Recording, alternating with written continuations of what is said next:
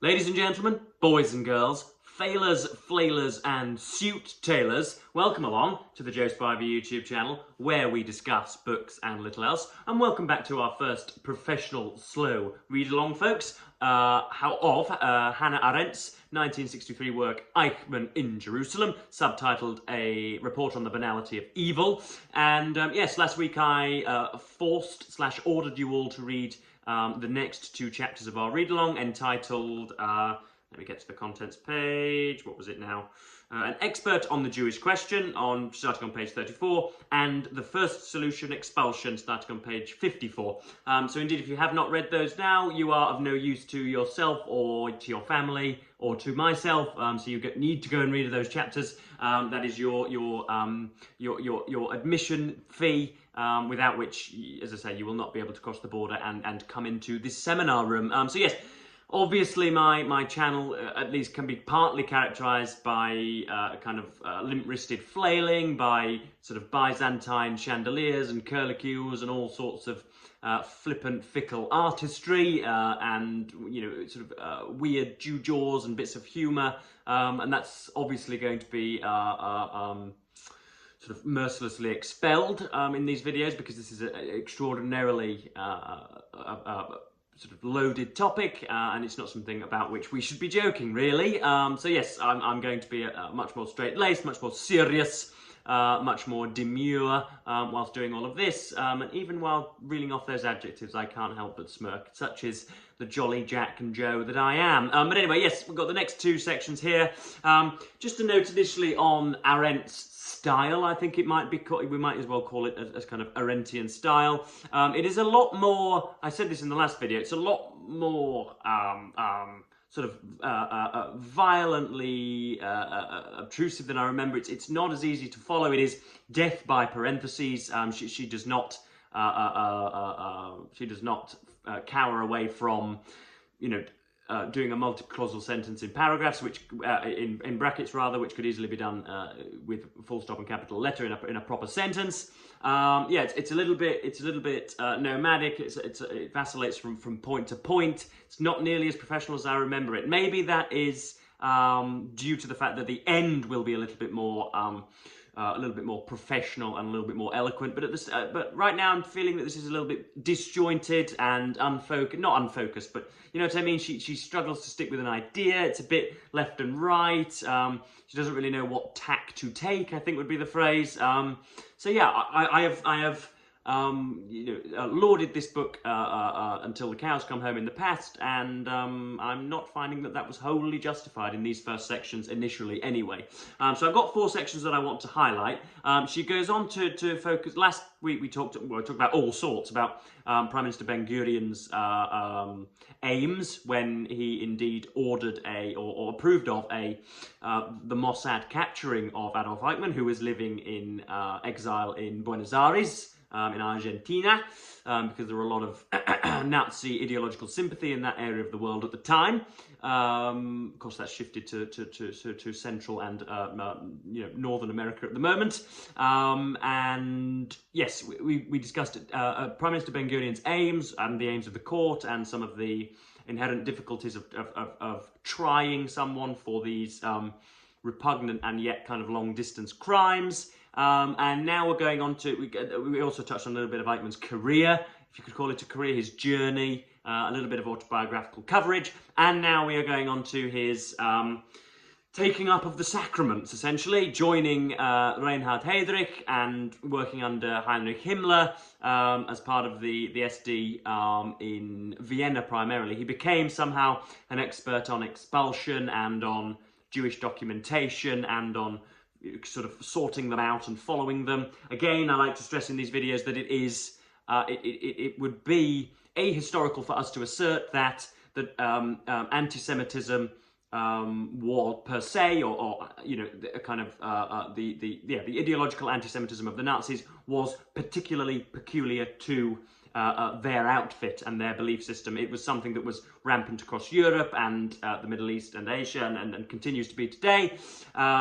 But obviously the means by which they could exercise their disgust of the Jewish people was on a different order of magnitude to anybody else. But yeah, he was working in the SD and somehow becomes an expert on how it is that all the Jews need to be rounded up and first of all expelled and denaturalized, I think might be the phrase, where you essentially just pack your things, folks. Give us a bit of your money and we'll get you out nicely.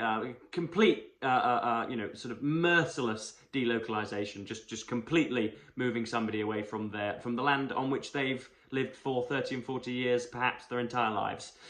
He becomes an expert on that, but we get more of tidbits of interviews, and she has clearly spoken to people that were close to Eichmann during the trial. We get much more of Eichmann's sentiments, much more of his temperament here, much more of his habits and his intellectual makeup. We get closer to, I suppose, what you might call the antecedents of it and other things like that. But he continues to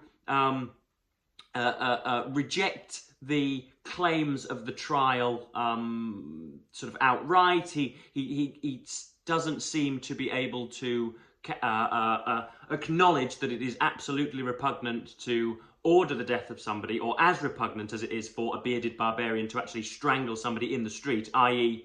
Murdering at 1 or 2 degrees away, rather than actually sort of smashing someone's head in on the pavement or whatever. He refuses to believe that he is, he time and time again always asserts apparently that he never actually murdered a Jew himself and was just following orders and all this, all of which has been heard before. But yes, we get into his reading habits, and it is by definition on BookTube sometimes very, very difficult for us to understand that people don't read 1, 2, 3, 17 books a week. The idiom that I usually employ is we are, full of mindless dolts that haven't read anything so much as a greeting card since they were 16 or 17. That's the kind of the cliche that I tend to employ rather a lot. But it can be, it's always odd anyway for me to encounter somebody who is a shameless non-reader, who is not only doesn't read but finds that is somehow a characteristic attribute of their own that they don't read. But anyway, this is getting on to a bit of Eichmann's reading habits and how he acquired his perspective on Zionism. So he's talking about one of his superiors who handed him a book. So-and-so required him to read Theodor Herzl's Der Judenstaat, the famous Zionist classic, which converted Eichmann promptly and forever to Zionism. This seems to have been the first serious book he had ever read, and it made a lasting impression on him. So this is, when is it, 90? He's well into his 20s and 30s here. From then on, as he repeated over and over, he thought of hardly anything but a political solution, as opposed to the later physical solution, the first meaning expulsion and the second extermination, and how to get some firm ground under the feet of the Jews. It may be worth mentioning that as late as 39, that's a pointless parentheses, in order to help in this enterprise, he began spreading the gospel among his SS comrades, giving lectures and writing pamphlets. He then acquired a smattering of Hebrew, which enabled him to read haltingly a Yiddish newspaper, not a very difficult accomplishment since Yiddish, basically an old German dialect written in Hebrew letters, can be understood by any German-speaking person who has mastered a few dozen Hebrew words. You can tell just by my lung capacity that Arendt really doesn't like commas or full stops. She just likes to go on and on and on in a really languorous way. He even read one more book, Adolf Boehm's History of Zionism. During the trial, he kept confusing Herzl's Judenstaat, and this was perhaps a considerable achievement for a man who, by his own account, had always been utterly reluctant to read anything except newspapers, and who, to the distress of his father, had never availed himself of the books in the family library. Now, obviously, I don't want to get into a kind of indicting anybody that doesn't read, but it can be indicative of incuriosity and banality and unadventurousness in somebody if they don't want to pick up books or whatever. If, for example, you can extol the virtues of reading and say that this book gives an insight into the human condition. It talks about bits of conversation with which you will be very familiar. It's going to accommodate you with the mindset of somebody else. It's going to introduce a whole new world to you, and they still nod their heads and still say that they would rather watch, Kim Kardashian cooking lobster for Gordon Ramsay. Then that can be quite an insightful declination, can it not? But anyway, so Eichmann, not a reader, which is probably one of the more meeker crimes of which we can accuse him, but not a bad one nonetheless. Now we are talking about what Hannah Arendt here calls a mild case of aphasia. He apparently cannot utter a sentence without committing a tautology, or without reverting to cliche, or just spitting out some a mindless witticism or aspect of Nazi dogma. He cannot formulate his own sentences. He cannot be in any way. He cannot produce idiosyncratic verbiage at all. He is a kind of an automaton with arms and legs, apparently. And Arendt tries to dig into what we can draw from the kind of hyper cliche nature of Eichmann's pronouncements.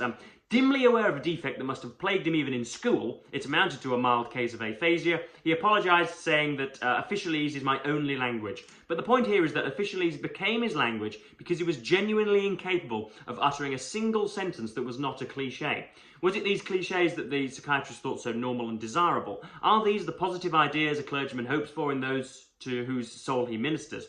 Eichmann's best opportunity to show this positive side of his character in Jerusalem came when the young police officer in charge of his mental and psychological well-being handed him Lolita for relaxation. After 2 days, Eichmann returned it, visibly indignant. Quite an unwholesome book, he told his guard. To be sure, the judges were right when they finally told the accused that all he had said was empty talk, except that they thought the emptiness was feigned, and that the accused wished to cover up other thoughts which, though hideous, were not empty.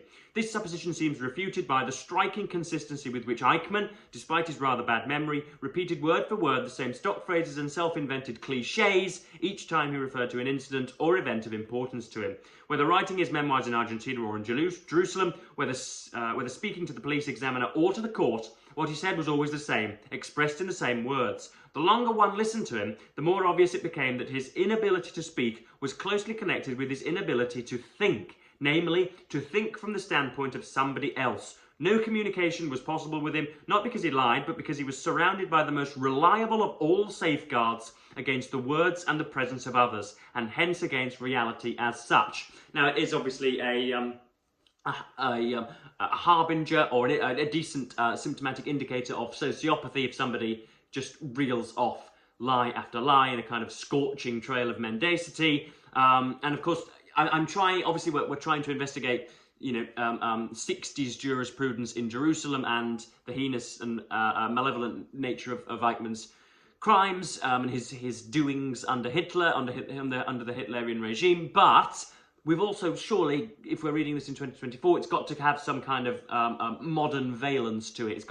We've got to apprehend it in a 21st century context. And of course, if I were to say to you, there is one politician in the world at the moment who, as I said earlier, cannot utter a multi-clausal sentence without battering it with tautologies, who cannot think individually, who thinks that everybody who opposes his own cliches is a stark raving maniac or somebody that ought to be culled in the street. Who is it that is a bombastic leader that has to revert to the dogmas and the cliches and the kind of speaker's room truisms that have been invented for him by his speechwriters? Who is it that is that?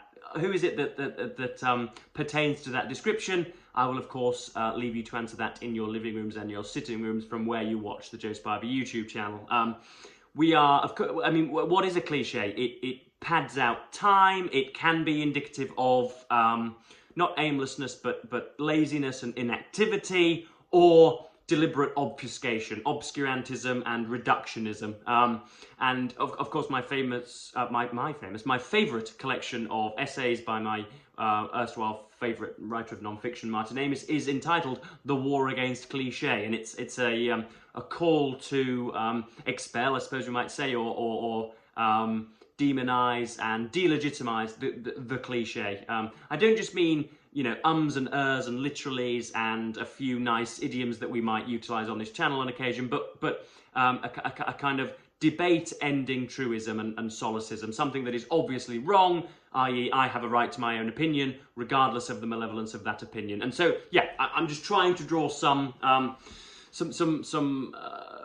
modern corollaries to everything that we are reading at the moment. And then in the next bit we have talking about his lying self-deception, and about, again, Arendt is really trying to point towards German self-deception and a kind of collective guilt, which should be anathema to any thinking person. Really, you can't really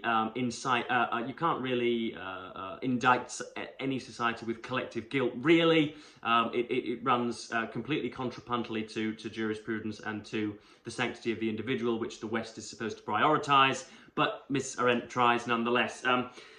This is just talking about his inability to acknowledge any of the things that he has done wrong. Is this a textbook case of bad faith, of lying self-deception combined with outrageous stupidity, or is it simply the case of the eternally unrepentant criminal? Dostoevsky once mentions in his diaries that in Siberia, among scores of murderers, rapists and burglars, he never met a single man who would admit that he had done wrong, who cannot afford to face reality because his crime has become part and parcel of it. Yet Eichmann's case is different from that of the ordinary criminal, who can shield himself effectively against the reality of a non-criminal world only within the narrow limits of his gang.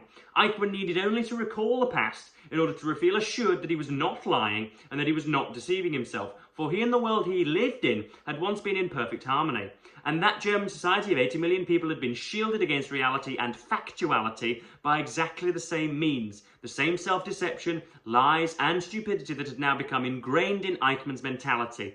These lies changed from year to year and they frequently contradicted each other. Moreover, they were not necessarily the same for the various branches of the party hierarchy or the people at large. But the practice of self-deception had become so common, almost a moral prerequisite for survival, that even now, 18 years after the collapse of the Nazi regime, when most of the specific contents of its lies had been forgotten, it is sometimes difficult not to believe that mendacity has become an integral part of the German national character. See there? See, that was all going pretty well, and then she just said that mendacity is an integral part of the German national character, which I think that's taking things a little too far and is, of course, blaming the innocent. But yeah, again, some very interesting conclusions that she comes to. I am going to promise you, ladies and gentlemen, that this book does get a little better. I myself am finding it, I'm not finding it as thrilling as I did the first time, perhaps because not the format, but the rapidity with which I'm reading it is of a different, or the speed at which I'm reading it is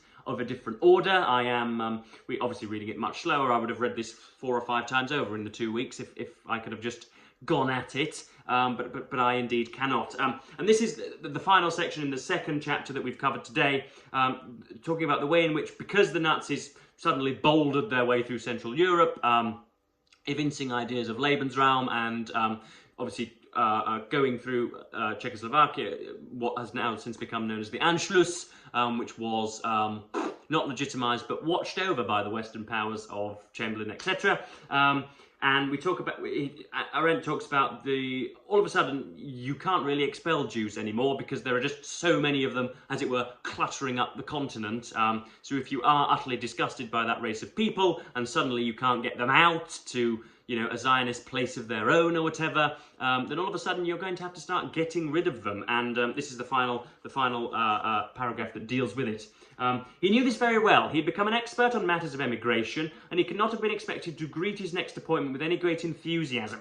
War had broken out in September 1939, and one month later, Eichmann was called back to Berlin to succeed Müller as head of the Reich Center for Jewish Emigration.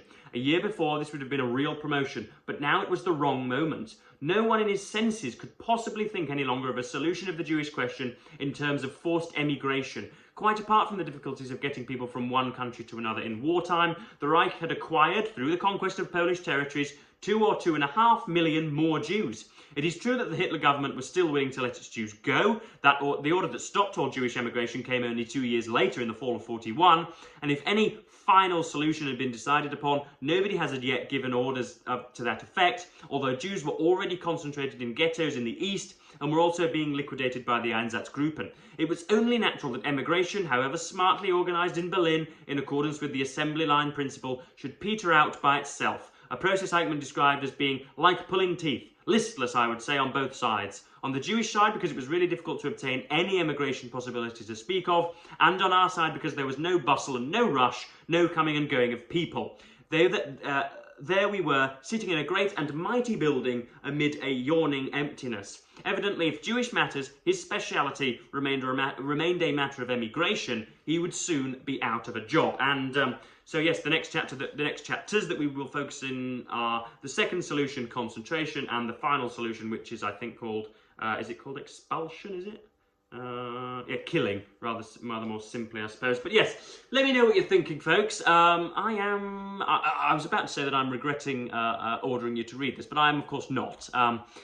We're going to get to some very, very serious questions of moralization and of, you know, the apportioning of blame and other things like that. But yeah, just textually, what are you thinking of Hannah Arendt on the page, as us non-C literary critics say? Do you like the length of her sentences? Do you wish she had them in more snippets? I, of course, am a lover of the prototypical Victorian sentence, where you just jam in topicality, just jam in clauses and sentences and more syllables, please. But even I, the great kind of the great stentorian lover of Trollope and Eliot, is finding it a little bit not wasteful, but a little bit humdrum on occasion.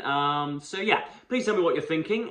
Please tell me what you think of Eichmann's character, and indeed whether there are some ideologues that use cliches in your social milieu that you can thus